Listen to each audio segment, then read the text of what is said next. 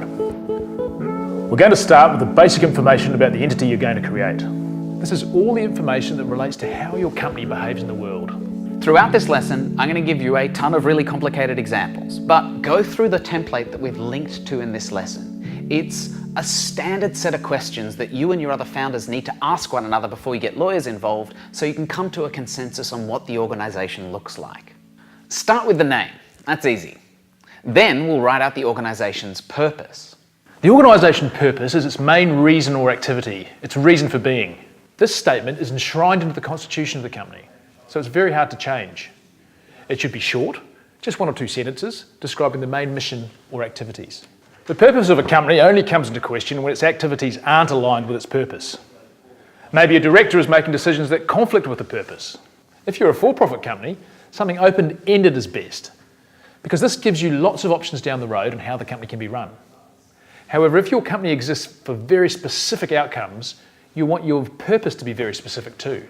For a non-profit, it's more important because it defines what you're allowed to invest your time and energy doing. You want it to be specific enough to keep doing what it was set up to do once other people start running it day to day. Like all parts of the stock, this should be the beginning of a conversation with your co-founders. Write something down, but you'll need to keep on working on it. Now you'll decide whether your company is going to be for-profit or not for-profit. You've already made some decisions about this based on your entity's purpose, but there are a few more questions to ask yourself. Are you wanting to get investment?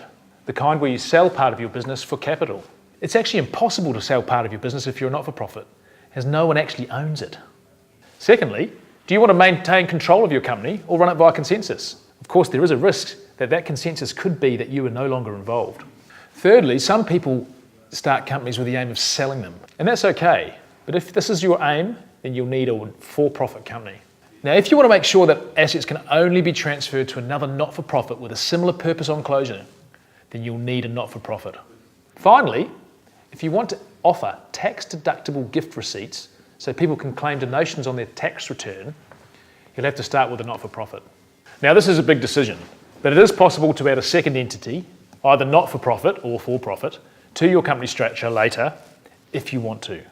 Next, we look at the state of incorporation. This is simply the state which the company will have its address. Down the track, you may want to change this to be eligible for specific grants or tax breaks. Finally, you'll decide proprietary limited, public company, or company limited by guarantee. A proprietary limited company is by far the easiest to set up. It's small and private, meaning there's not a lot of oversight to manage the company. It also has the most flexibility on how it runs. You can even change the constitution so the company can actually act like a not-for-profit and not distribute any profit to its shareholders. However, if you're going to have more than 50 shareholders, you're going to have to convert your proprietary limited company to a public company. A public company is more heavily regulated and as a result is more transparent, but it does require more administration. You can convert your proprietary limited company into a public company at any time, but there are 2 reasons you may want to set your company up as a public company from the start. Firstly, if operational and financial transparency are very important to you. Secondly, if you're going to use the new equity crowdfunding legislation to obtain investment in your company. You do this by selling shares via a crowdfunding platform like Kickstarter or Pozible. Lastly, there's a company limited by guarantee. This is a special, not-for-profit only company structure. There are no shares to sell because no one owns the company. Instead, members put up a financial guarantee. Then if the company gets into financial trouble, those members are called upon for their guarantee. These are all important decisions to make now. You're putting this entity out into the world, and these are the rules that will govern how it will behave. Writing down some of the answers now is the start of a conversation you'll have with your co-founders.